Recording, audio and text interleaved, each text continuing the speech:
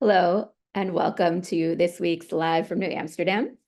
My guest today is Russell Shorto, the director of the New Amsterdam Project at New York Historical Society, and the author of many books, including the one that we'll be talking about today, Taking Manhattan, the Extraordinary Events That Created New York and Shaped America. Welcome, Russell. Thank you very much, Deborah. You didn't say your name. You're Deborah Hamer, Oh, Director sorry, I'm of Deborah the Hamer. I Netherlands figured Institute. everyone knew me by now. Oops. I'm Deborah Hamer, and I'm the director of the New Netherland Institute. And I'm so pleased that I get to talk to Russell about this book this morning. So, Russell, I think the first and kind of most obvious question is you wrote Island some years ago, and then you wrote books about a variety of different subjects in between, and now you've kind of come back to New Netherland. Can you explain what motivated you to do that, or was this always a plan that you had? Sure. So I wrote The Island at the Center of the World, working with and thanks to Charles Gehring and Yanni Venema, the translators of the official records of New Netherland in where Charlie started in 1974 in Albany. And over the past 5 to 10 years, I've kept in touch. I've stayed in the New Netherland world, and over the past 5 to 10 years, and having conversations with Charlie Gehring, with Dennis Micah, our colleague, um, as the translations of the later period came to light, came out of their workshop, so to speak.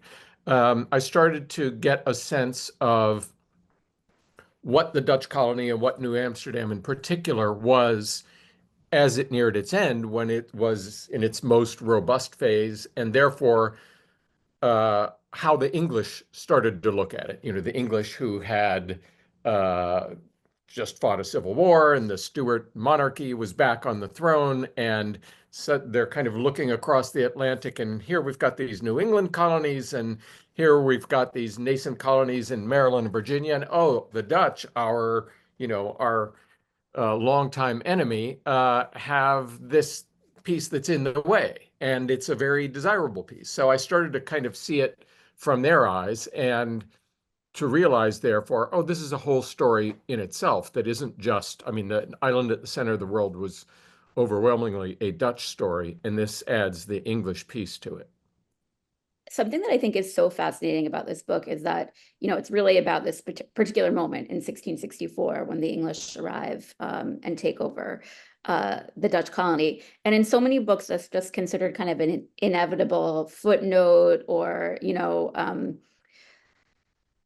something that, was already present from the start, basically. So how did you um, you've kind of positioned 1664 as actually this really remarkable time. How did you start to see it like that? And, what does that tell us? Well, I think there's always a danger in for anyone reading history to just think of events that happened as inevitable. The American Revolution, you name it. But to the people at the time, it wasn't inevitable. And so once you kind of flip that switch, then you look at it from the perspective of people on the ground in Lower Manhattan, in New Amsterdam, and of these English in London, and then on these ships, these warships as they're coming into the harbor, and realizing what was at stake, how they were each viewing one another, and then the wider world around them. Then it starts to become a story with antagonists and positions shifting and all of that. So that's kind of how it developed in my mind. Yeah, because I mean, from my perspective, reading your book, 1664 suddenly emerges as a year that's as central to American history as, let's say, the start of Jamestown or the arrival of the Puritans in Massachusetts Bay. Um, so, I mean, I think that's such a fascinating way of looking at the 17th century, bringing this later moment into it in a full-fledged, into American history in a full-fledged way. Yeah, because if that hadn't happened, we might be speaking Dutch right now. I mean, if it's not inconceivable that the Dutch would have held on longer to their colony and then maybe gotten reinforcements from the home country, and history would have played out dramatically differently. Yeah. One of the things I think people really love about Island is Adrian van der Donk and him coming out as a character. So here, to my mind, the kind of new character we get, who's kind of more comes out more as an individual, is Richard Nichols. So can you tell us who, people who haven't read the book, who Richard Nichols is, and then I have some follow-up questions about how you researched him and things like that. Yeah, sure. Richard Nichols, a fascinating figure. And first of all, just in terms of the way I tend to do history, I look for, I'm a storyteller and I look for people in conflict. And here are two groups of people, one on the ships in the harbor and one at the in the fort at the base of the island. They're pointing their guns. I mean, you can't get more in conflict than that. They're pointing guns at each other. And Peter Stuyvesant I knew quite well from Island at the Center of the World, although my perspective on him in this book is, I think, quite different. It has evolved somewhat. And Richard Nichols was the leader of the English forces. And all the books that have been written about this period or that have included this period, all the books of early New York history that give sort of a passing reference, they'll have a couple of sentences about Richard Nichols. So I thought, well, let me see what we can find out about him. And in fact, I ended up more or less telling this period, the story of this period of English history from his perspective, because he was the emissary of Charles and James Stuart, the newly returned king, and his brother, the Duke of York, and he had known them all their lives. And his backstory, we took a family vacation to his hometown in Bedfordshire in England, called Ampthill. And it's a town that has lots of history in it. And his father was the keeper of this hunting park where the kings, starting with Henry VIII, would come and vacation. And so then when James the First came with his sons, who the future kings, uh, they grew up with Richard Nichols because he was there, and he was like 8 years older than James. So he knew them. He was intimately familiar with them. Then when they're in exile during the Civil War, he goes with them and he's fighting alongside James. He and James in particular were close. And so then when they come back to the throne after fighting this vicious civil war, and they want to reorganize the American colonies, James kind of points to him and says, "You do it. I want you." So I mean, so it was fascinating how much history was bound up in him. And so where did you go? So obviously you said you went to the town that he was born in and lived in, but where else did you have to go? What new archives, once you started to realize that he was going to be a main character in this, where did you have to go to kind of flesh out the story of his life? Yeah, well, some of his story is in the New York archives, which are in Albany. And the other two main sources are at the Bodleian Library at Oxford, the Clarendon State Papers, and at the British National Archive. And I was surprised at how um, I mean, maybe somebody's written about him and I just haven't in detail and I haven't come across it. But how much information there was. I always think doing history is kind of like connecting the dots, where you have you got this piece, this piece, this piece, so it's always frustrating because you're trying to put this whole picture together. And so that, for example, when I found that he was a member of this secret society to get the Stuarts back on the throne that was called the Sealed Knot, not Knot. Okay, then I have all these hits, all these references to him in documents. Then when I put that together with, what is a more fleshed out story, the story of this organization, of these English royalists in exile, then you start to see where he fits in. And he was a a courier, a messenger on behalf of Charles and James, and he was on the continent. He was in The Hague. He was at Calais. He was in Paris, and then he was making the secret crossing. Then he's in prison, so he got captured. So then you start to piece that story together. Yeah, I just want to remind everyone that if you have questions while we're talking, please feel free to use the Q&A function, and we'll get to them at the end in the last few minutes. Yeah, so I think also something, speaking of, connecting the dots and telling stories, something that's really interesting about the way you structured this book is that, yes, the focus is obviously on Nichols and then also on Stuyvesant, who we'll get to in a minute, but you also have these kind of individuals that you're kind of thinking along with, a few folks who we know less about, like Catalina Trico, Dorothea Angola, Asher Levy. So how did you decide to kind of approach the narrative to include just kind of these, it's a little bit speculative, but beautifully speculative, I think, about how these people would have thought of what was going on? Yeah, well, first of all, speculative. When I'm speculating, I make it clear that I'm speculating.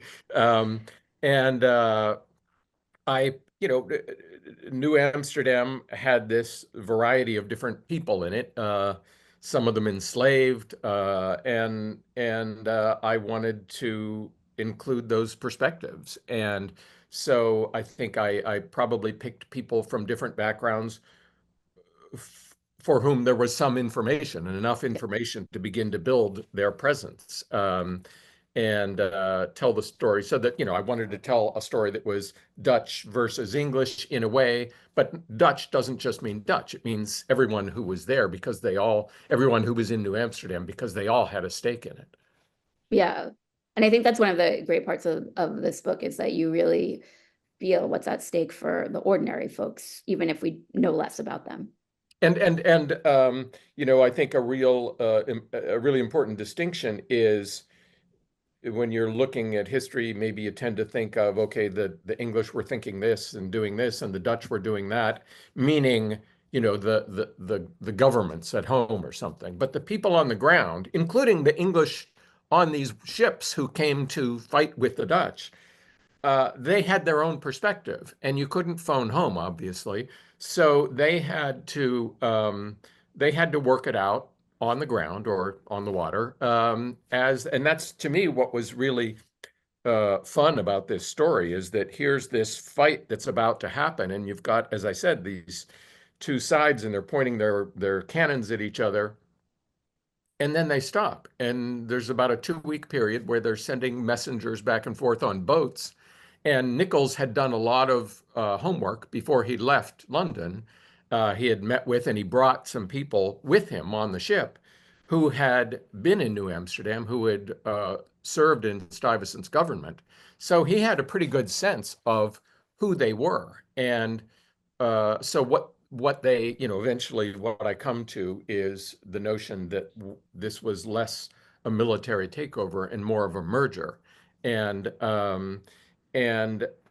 that merger was worked out by these people on the ground because whether or not it would be pleasing to the home country, it was what worked best for the people on the ground, including these people who were marginal figures in New Amsterdam. Yeah, I love that phrase, that word that you use, merger, in the book and that you've just used. It's such an interesting way of thinking about, the English and the Dutch and how complicated their relationships were in the 17th century and moving into the 18th century as well. Yeah, I'm one of the talks I'm giving in my book tour is for a Dutch investment bank, and they wanted me to title it New York's first M&A deal, like mergers and acquisition deal, which is I thought it was a great way to frame it. Yes. Yeah, it seems completely warranted to me. So another thing that you really get at in the book is kind of the negotiations between Stuyvesant on the one side and Nichols on the other side.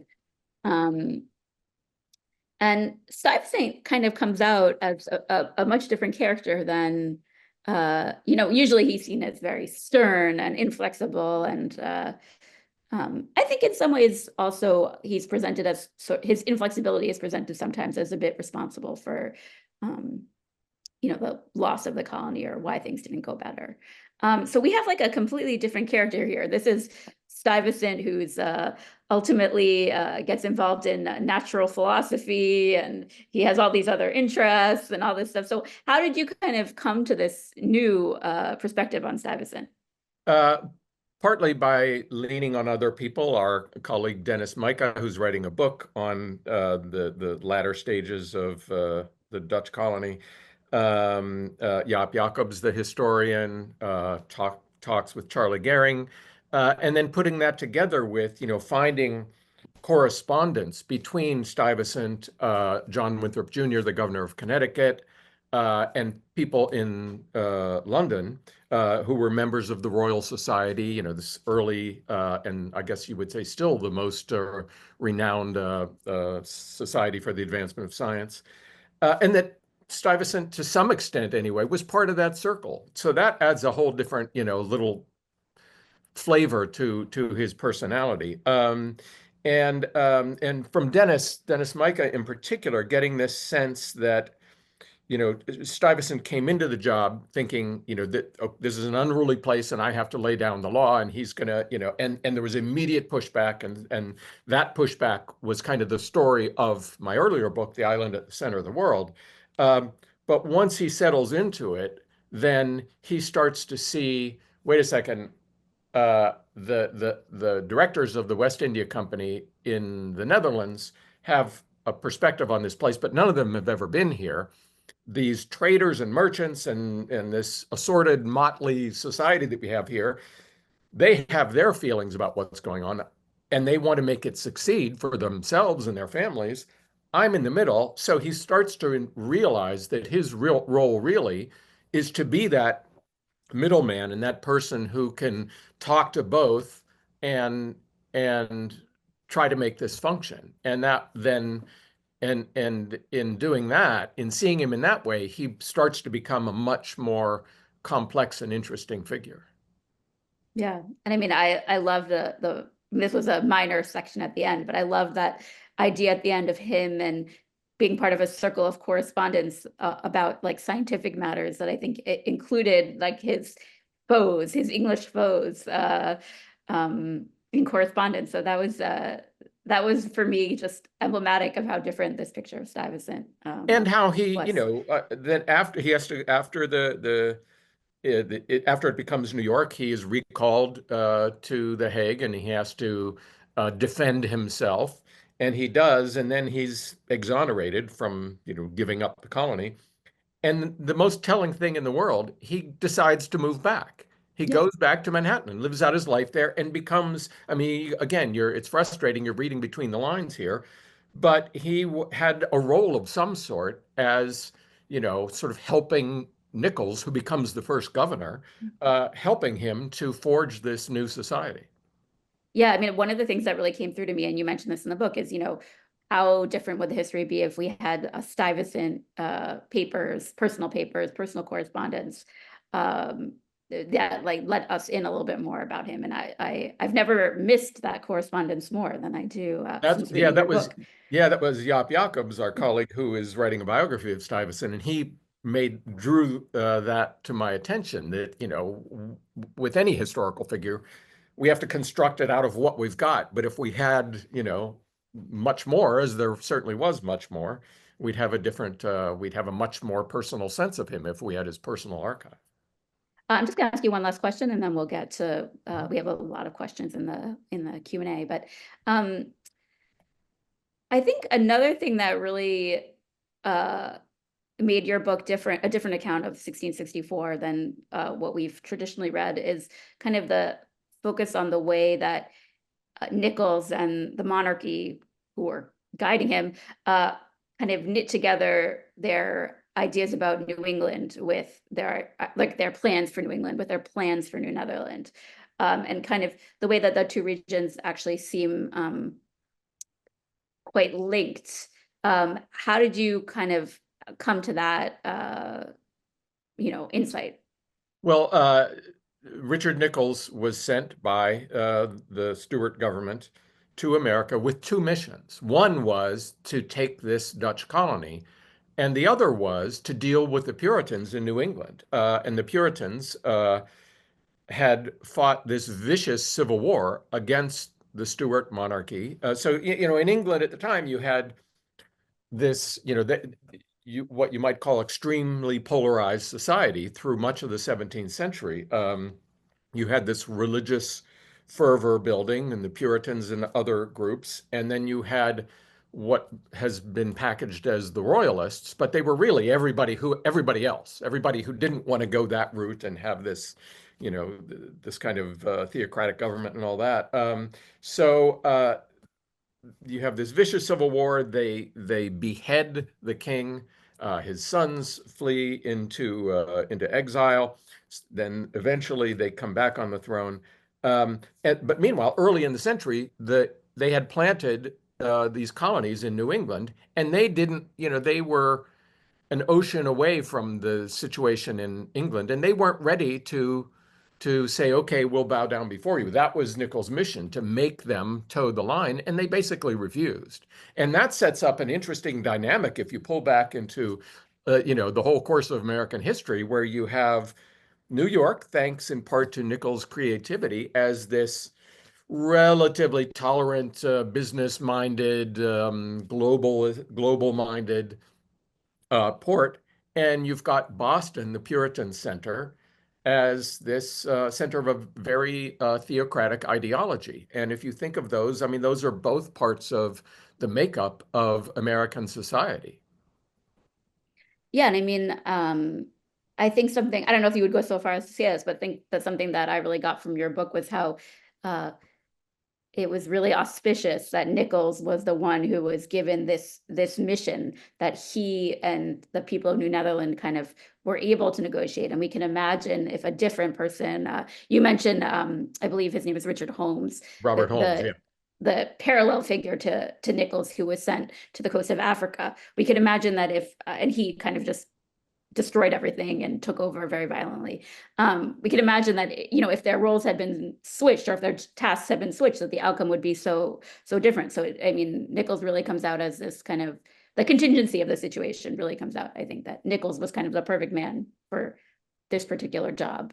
Yeah, and the choosing of him for the North America job and Robert Holmes for the Africa job, they picked, I guess you could say they picked right, given what they were trying to do. They were trying to take Dutch slaving posts in West Africa, and they picked Holmes, who was this shoot 'em up kind of guy, take no prisoners kind of guy.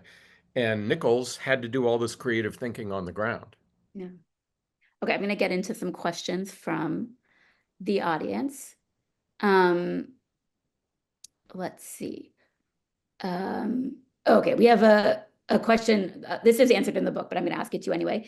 Was Nicolls alive in 1688 when the Dutch took over England? And, how did he fare? I think you deal with this very well in the book. But, Yeah, he died in 1672. He went back. He was in New York for 4 years. Then he went back. He became very, very frustrated with the Duke of York. I think his main beef was he founded this whole colony, and then his patron, the Duke of York, gave away a big chunk of it. That is to say, New Jersey, to a couple of pals of his. So he was very frustrated. He went back.